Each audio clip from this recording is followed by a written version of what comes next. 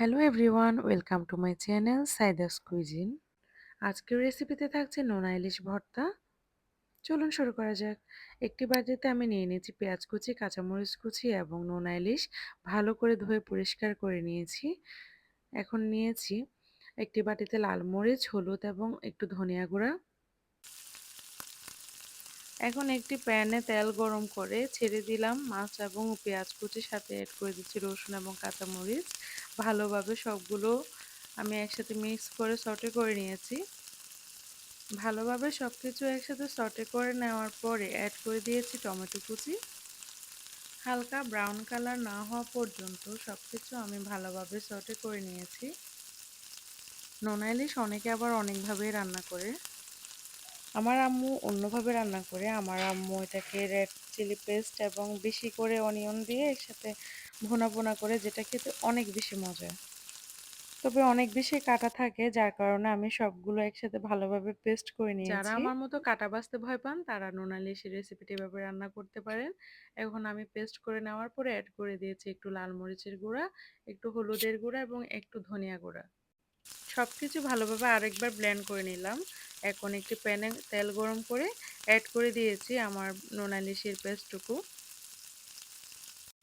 তেল উঠে না আসা পর্যন্ত এগুলোকে ভালোভাবে নাড়তে হবে। এই পর্যায়ে চুলার আঁচটা আমি মিডিয়ামে রেখেছিলাম। এখন সবগুলো আমি একসাথে ভালোভাবে কিছুক্ষণ নাড়তে থাকলাম।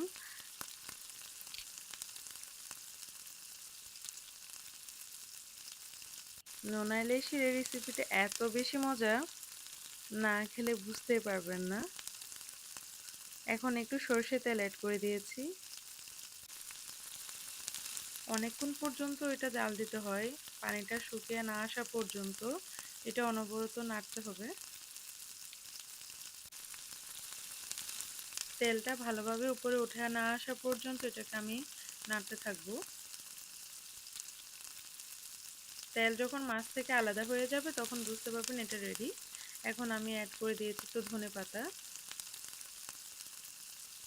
তারপরে অ্যাড করে দিয়েছি একটু কাঁচামরিচ। তো নোনা ইলিশ মাছের ভর্তা প্রায় রেডি। দেখতেই পাচ্ছেন কালারটা অনেক বেশি দারুণ এসেছে। আমার বাবা তো অনেক বেশি পছন্দ করেছে এই রেসিপিটা, সাথে আমার মেয়ে এই মাছটা খায় না অনেক বেশি কাটা থাকার কারণে। তো এভাবে রান্না করে দেওয়াতে সেও ট্রাই করেছে। অনেক বেশি মজার ছিল এটা। আপনাদের কেমন লেগেছে জানাবেন সবাই। আপনারাও ট্রাই করতে পারেন আমার এই রেসিপিটা। তো গাইস, ভালো লাগলে সাবস্ক্রাইব করে রাখবেন আমার চ্যানেলটি নতুন নতুন রেসিপি পেতে। আজ এই পর্যন্ত, ভালো থাকবেন সবাই, আল্লাহ হাফেজ।